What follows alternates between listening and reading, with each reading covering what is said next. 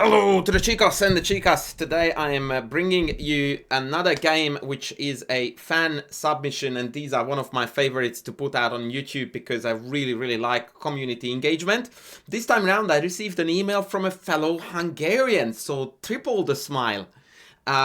He played a game in the Hungarian Team Championship, and he told me that during the game he kind of remembered / referred back in his mind to my two Chess Principles Reloaded courses, one Center, one King Safety, and what he learned from those definitely aided him and kind of gave him the encouragement to play out the game the style in which he played it out indeed. So without further ado, let's jump into this game played by our good friend Attila, which coincidentally is the same name, of course, as the world famous Hunnish leader who nearly conquered Rome and the Roman Empire. Now our friend Attila instead conquers the French defense by using Alekhine's famous and favorite Alekhine Chatard Attack with pawn h4. This is indeed a very spicy variation and a gambit that I would recommend actually for even higher level players, higher than club level. Speaking of levels, I know that black is 1970.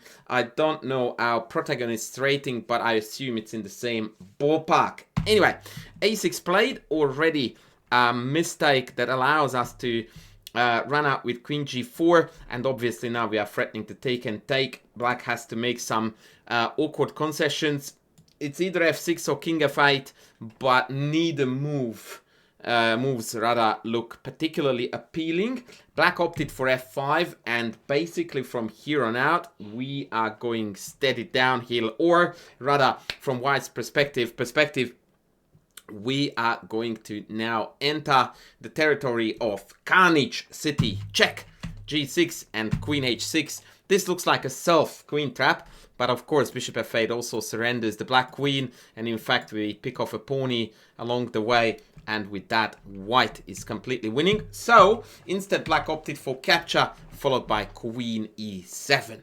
Now white has got the tremendous pressure on the h-file without even having to sack a pawn, because now we managed to keep that h-pawn, which is now a very proud member of our kingside formation on g5. Knight e2 played, very good chess. Instead of the usually normal knight f3, we are now headed for f4, where we seek to wreak havoc. Whether it's g6 or d5 is to be seen. And this was the last moment in the game.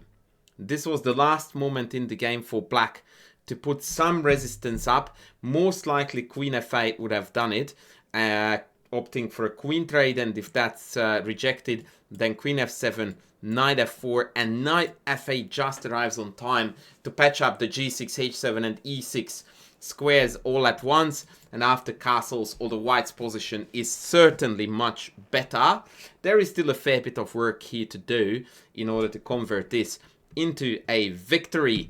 But black was rather unsuspecting of the dangers lurking around, and they played c5, which is the thematic move, but your good friend at chess.com is going to tell you, which is the engine, that this is no bueno, friends. This is losing. And indeed, Attila strikes in style, should we add, with knight f4, and now there is a whole barrage of different sacrifices threatened, and black is utterly helpless against, well, the combination of all of them. They played knight f8 to dodge the most obvious threat, which was knight takes g6.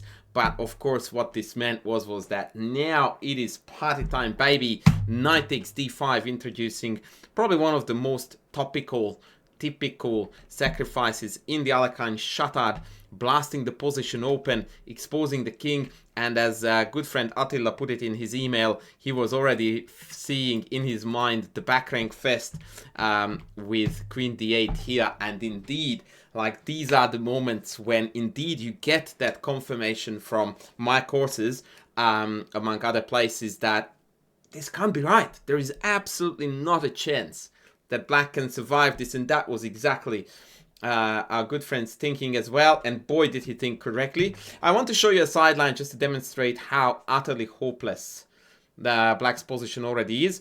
If queen f7, that walks headfirst into bishop c4. Now we are threatening to win a queen. Bishop e6 appears to be forced, but then after check and d5, this is just like the pawn avalanche in the center is going to sweep everything in its way, and black is going to collapse here. Bishop c8 once again, and then castles, e6, you name it. Every single move he pretty much wins on the spot. So yeah, we saw in the game queen d8, and this has allowed us a marvelous finish. We went bishop c4 with the idea of knight f6 check next. Knight e6, check, king f7, and d5. Of course, these are the types of positions that we all dream about when we play a gambit like the Alekhine Chatard, and this is the payoff time. Knight d4, trying to hang on to every single piece on the board, and that allowed a move that really takes the cake. The beautiful queen saccarino, queen takes h7. The good old adage from yours truly comes to mind that if you're not sacking a queen, you're not playing chess, which is surprisingly a lot more serious than it may sound at first. Like, you will find that in many of these super oppressive positions where tactics are everywhere, a queen sack tends to be very often the coup de grace, the ultimate finish. King takes, rook takes, king f8, and now the check finishes the biz. Unfortunately here our opponent did not allow the sexiest checkmate of the week, which would have been king e7. They played king g7.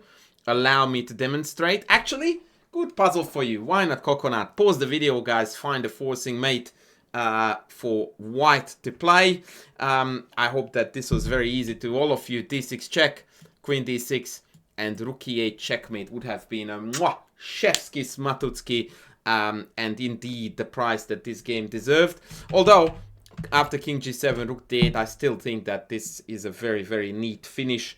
b5, and of course, because we like to play in style and in the style of our good friend Mr. Morphy, we castle queenside, and the threat is now rook h1, rook h7, against which no meaningful remedy is to be found, and so black decided to throw in the towel. Now, I really don't want to claim too much credit for this, but I would like to say as much as if my courses encourage people to play chess like this, and they feel more confident, more able to play chess like this because they have a reference, you know, to think about, to hear in their head, then it's all for the better. And I couldn't be happier as a chessable author than knowing that my courses do help people to change their thinking around and play more aggressive chess and play absolutely beautiful attacking masterpieces like this. So yeah, that is definitely the game of the week as far as I'm concerned. I hope you guys enjoyed it, and if you have got similar games that you thought you did really well in, that you would like to submit, I would like to encourage you. You can send it to me via my email, or even my Chess.com messages are open, so you can reach me easily. And that's gonna be it for now. Thank you very much, guys, for tuning in. Please don't forget to comment down below, to sub, to like the video, and I will be back with the next very soon. Thanks for watching.